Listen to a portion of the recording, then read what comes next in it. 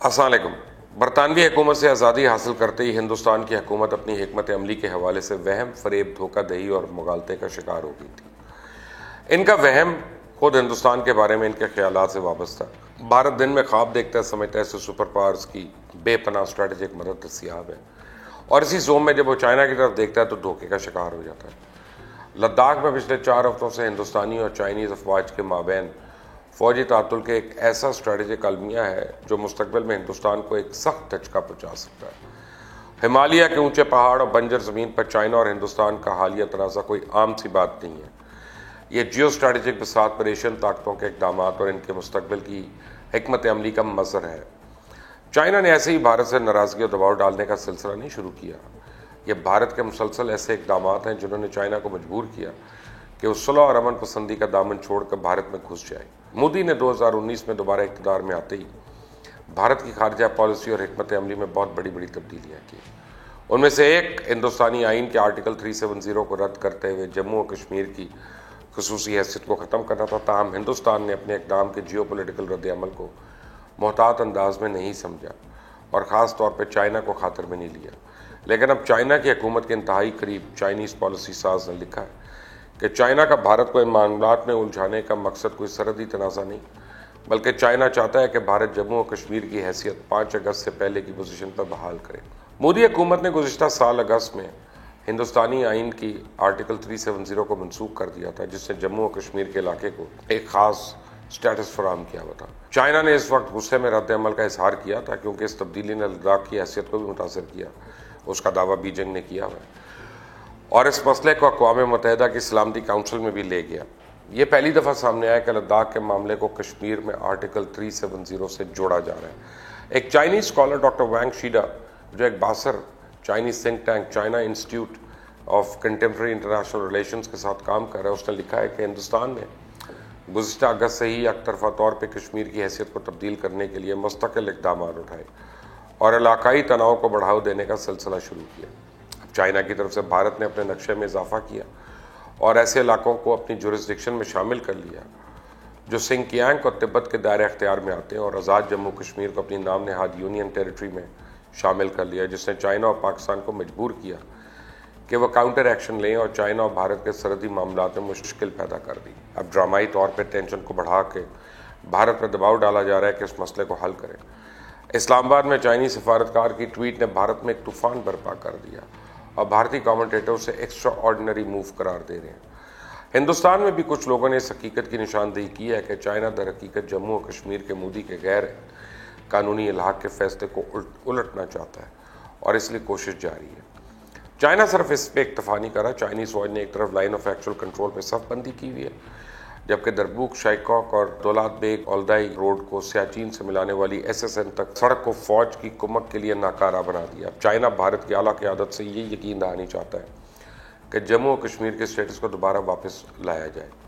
بھارت کی فوج اس معاملے میں بے بس ہے، جبکہ امریکہ اس معاملے میں خالی پیلی مذمت کے علاوہ کچھ نہیں کر رہا، اور یہ کہنا کہ انڈین فوج کے ریٹائرڈ آفیسرز پروین شونی، جو چائنا کے معاملات میں ایکسپرٹ سمجھے جاتے ہیں، اس کے علاوہ بھی بہت سے اقدامات ہیں جو چائنا کو مسلسل اریٹیٹ کر رہے ہیں۔ سب سے پہلے بھارت، آسٹریلیا اور یورپین یونین نے چائنا کے خلاف عالمی ادارہ صحت کی طرف سے کووڈ-19 کے وبائی امراض کے بارے میں آزادانہ تحقیق کا مطالبہ کیا۔ دوسرا، ہندوستان کے وزیر خارجہ سبرامانیم جے شنکر نے حال ہی میں امریکی وزیر خارجہ مائک پومپیو کے ذریعے بلائے گئے وزرائے خارجہ کے 7 ملکی اجلاس میں حصہ لیا اور ورلڈ ٹریڈ آرگنائزیشن میں تائیوان کی مکمل رکنیت کی راہ ہموار کرنے کے لیے امریکی کوشش کا حصہ بنا۔ چائنا اس کو اپنا حصہ سمجھتا ہے۔ اس اجلاس میں آسٹریلیا، برازیل، اسرائیل، جاپان اور جنوبی کوریا کے وزرائے خارجہ نے شرکت کی، اور یہ سب امریکہ کے غیر نیٹو اتحادی ہیں اور انہوں نے ہمیشہ واشنگٹن کے ہر مطالبے کی حمایت کی ہے۔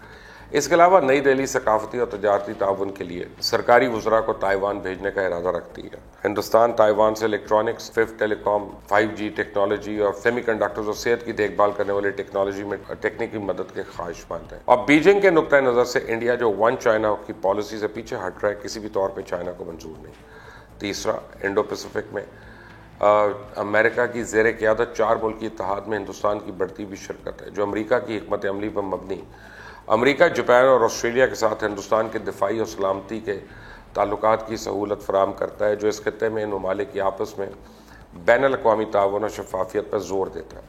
साउथ चाइना सी में अमरीकी हिकमत अमली के लिए भारत की खुफिया हिमायत बीजिंग के मजीद शकूक व शुबात को उभार रही है। नंबर 4, पिछले महीने वज़ीर-ए-आज़म नरेंद्र मोदी की हुकूमत ने हिंदुस्तान में चाइनीज़ सरमायाकारी की ममानियत का ऐलान किया, और ये एक ऐसा कदम है जिसको चाइनीज़ इम्तियाजी सलूक और आलमी तजारती तंजीम के कवानीन की खिलाफ वर्जी समझते हैं। 5, भारत ने आखिरी लम्हे में Asia Pacific regional comprehensive economic partnership में हिस्सा लेने से इनकार कर दिया। RCEP मशरकी एशियन ममालिक की एसोसिएशन जनूबी कोरिया, जापान, ऑस्ट्रेलिया, न्यूजीलैंड और हिंदुस्तान के माबैन इलाकाई तजारती मुआहदों के लिए फ्लैगशिप फ्री ट्रेड पार्टनरशिप है। उसे चाइना ने इनिशिएट किया। 6 नंबर पर हिंदुस्तानी हुकूमत अमली साज और दानिशवरों ने खाम ख्याली पर मबनी नतीजा अखज़ किया कि कोविड-19 वबाई मर्ज की वजह से चाइना को होने वाला नुकसान उसका फ़ायदा हिंदुस्तान को होगा। उन्होंने ये सोचा कि वबाई मर्ज के बाद अमरीकी कंपनियों की एक बहुत बड़ी तादाद हिंदुस्तान मुंतकिल हो जाएगी। ताहम असल हकीकत यह है कि मार्च में अमरीका चाइना तजारती जंग शुरू होने के बाद चाइना में सिर्फ 5% अमेरिकन फैक्ट्रीज हिंदुस्तान मुंतकिल हुई। अब ग्लोबल कंपैरेटिव रिपोर्ट से पता चलता है कि तमाम बुनियादी ढांचे के इशारे में हिंदुस्तान चाइना से पीछे, और इसके अलावा मोदी की बेवकूफ़ी ने चाइना को मज़ीद नाराज़ कर दिया, क्योंकि मोदी ने वुहान में गैर रस्मी सरबराही इजलास में चाइनीज़ सदर से किए गए वादों को पूरा नहीं किया। मिसाल के तौर पे चाइनीज़ वजारत खारजा के तर्जुमान ने किसी मुआहदे का हवाला दिए बगैर पिछले महीने कहा, हम हिंदुस्तानी फरीक पर जोर देते हैं कि वो हमारे साथ मिलकर काम करें, अपनी क़यादत के अहम इत्तफ़ाक़ राय की पासदारी करें और दस्तखत शुदा मुआहदों की पासदारी करें, और ऐसे एक तरफ़ा इक़दाम से गुरेज करें जो हालात और पेचीदा कर दें। अगर हिंदुस्तान हाल ही में एक आलमी खिलाड़ी की हैसियत से तुलू हुआ है, लेकिन चाइना की निस्बत भारत एक बौना है जिसकी मईशत तेज़ी से डूब भी रही है। चाइना की GDP $14 ट्रिलियन है, भारत की GDP $2.7 ट्रिलियन है। वाज़ेह है कि चाइना ने 1965 की चाइना भारत जंग में एक ऐसे वक्त में भारत को शदीद जानी नुकसान पहुँचाया था जब हिंदुस्तान और चाइना मुआशी लिहाज से एक बराबर थे। मिसाल के तौर पर हिंदुस्तान और चाइना का GDP फी कस 1960 में बिलतरतीब $82.19 और $79.52 था। हकीकत यह है कि चाइनीज़ मुतादिद शोबों में हिंदुस्तान से बहुत आगे। माजी में तैयारा बरदार बहरी जहाज़ों में हिंदुस्तान चाइना से आगे समझा जाता था, लेकिन चाइना के पास अब हिंदुस्तान के पास मौजूद कैरियर से 2 गुना ज़्यादा है। लेकिन इसके बावजूद भारत इस धोखे में मुब्तला है कि इसका और चाइना का मुकाबला है। हिंदुस्तान की हिकमत अमली साज अमरीका को अपने अहम साथी और दोस्त के तौर पर देखी जाती है, और 2014 तक वो चाइना को अपने कंपेरेटर के तौर पे देख रहे थे, लेकिन 2015 से इंडियन मीडिया चाइना को अपना दुश्मन समझ रहा है। आप इसे भारत की बदनसीबी कहें कि वो खित्ते में चाइना के खिलाफ सफबंदी में फ्रंट लाइन रियासत का किरदार अदा कर रही है, और ये भारत के ख़तरनाक मुकद्दर की ज़मानत है। हिंदुस्तानी हिकमत अमली बनाने वालों को यकीन है कि वो अमरीका के साथ शराकत से फ़ायदा उठा सकते हैं, ताहम वो ऐसा कुछ नहीं कर सकते जो इनका मकसद था। इसके बरक्स बहर हिंद में चाइना के खिलाफ अमरीकी हिकमत अमली के पहले मोहरे के तौर पर इस्तेमाल हो रहा है। मोदी एक इंतहाई कमज़ोर हुक्मरान साबित हुआ जो ट्रंप के प्रेशर का बिल्कुल भी मुकाबला नहीं कर पाया। 1962 में भारत ने रूस पर भरोसा करके मार खाई थी, और अभी अमेरिका पर भरोसा करके तारीख दोहराने जा रहे हैं। आप देखते रहें, इस चैनल को सब्सक्राइब करें, बेल आइकॉन प्रेस करें। अंटिल द नेक्स्ट टाइम, अल्लाह हाफ़िज़।